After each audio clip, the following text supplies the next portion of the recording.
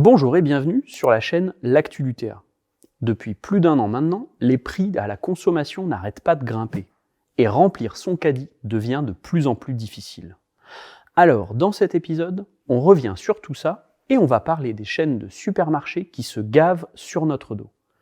Comme d'habitude, on vous invite à partager cette vidéo pour la faire connaître, à mettre un pouce bleu et à vous abonner. Allez, on attaque. Sur 2022, les prix de l'alimentation ont grimpé de plus de 13% selon l'INSEE. Eh bien, en 2023, la note s'annonce encore plus salée. À la fin de cette année, le caddie alimentaire aura pris presque 25% d'augmentation en 2 ans, et encore davantage sur beaucoup de produits de base. Ces augmentations annoncées tombent au plus mal, car depuis un an, le prix des surgelés a par exemple augmenté de 20%. Celui des œufs et du lait de 19% et celui de l'épicerie salée de 15%. De quoi mettre la tête sous l'eau de pas mal de monde. Le Secours populaire, dont nous recevions ici la secrétaire départementale il y a quelques semaines, recense une augmentation des demandes d'aide alimentaire d'entre 30 et 50% selon les territoires. Mais si on nous parle régulièrement de causes comme la guerre ou les sécheresses, on va revenir ici sur le rôle de la grande distribution, qui concentre plus de 70% des achats alimentaires des Français.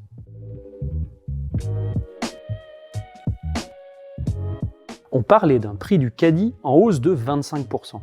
Ce qui est frappant, c'est qu'en même temps, les profits de la grande distribution explosent. Carrefour, le numéro 2 français du secteur, engrange en 2022 une augmentation de bénéfices de 26%. C'est pas beau ça ?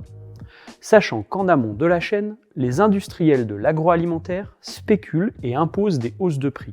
On n'est pas sorti de l'auberge comme on dit. Face, je gagne, pile tu perds, entendu ? Oh, pile tu as perdu. Dans ce contexte, le gouvernement déploie une com qui se veut rassurante. On parle notamment beaucoup des paniers anti-inflation. Mais de quoi s'agit-il en réalité ? D'un engagement volontaire des enseignes sur certaines références, et en aucun cas de contraintes réglementaires. Car pour la Macronie, il ne s'agit évidemment pas de s'immiscer dans le libre marché. Bref, de la poudre aux yeux. Non, c'est n'importe quoi. Pourtant, le gouvernement a bien légiféré sur le sujet, en 2017, avec la loi Egalim qui est entrée en application en 2019. Dans le mauvais sens, puisque cette loi n'a pas instauré un maximum sur les marges, mais un minimum. Oui, la loi impose aux supermarchés une marge minimum sur les produits alimentaires de 10%, prétendument pour garantir les revenus agricoles. Sauf que les chiffres sont formels. Depuis 2019, aucune répercussion positive sur les revenus des producteurs. Mais par contre, une montée des prix et avec elle, une montée des marges des distributeurs. C'est de la poudre de perlimpinpin. Mais pourtant, des solutions existent. On pourrait déjà commencer par indexer les salaires sur l'inflation pour que tous les revenus suivent les prix, histoire de stabiliser les choses. Par la loi, il est possible d'indexer l'ensemble des salaires sur l'inflation. Des propositions émergent aussi pour une sécurité sociale de l'alimentation, qui permettrait de remanier en profondeur le marché de l'alimentation du champ à l'assiette. Et enfin, pourquoi ne pas pousser pour la construction d'une grande chaîne de supermarchés coopératifs, socialisés ? Alors que les épiceries solidaires se multiplient localement, il y a là un chantier à explorer sérieusement, pour maîtriser toutes et tous ensemble ce maillon de la chaîne et vraiment en finir avec les spéculateurs. En complément de cette vidéo, on vous présente Manger, plaidoyer pour une sécurité sociale de l'alimentation.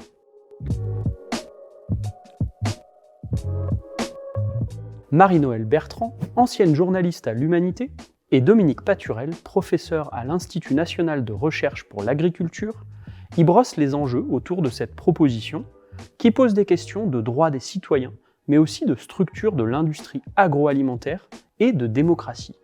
Un ouvrage vivifiant à découvrir. Cet épisode est maintenant terminé. Si vous avez apprécié, vous pouvez nous soutenir sur Utip. Vous trouverez le lien en description. Et évidemment, n'hésitez pas à nous donner votre avis en commentaire. Merci d'avance et à très bientôt.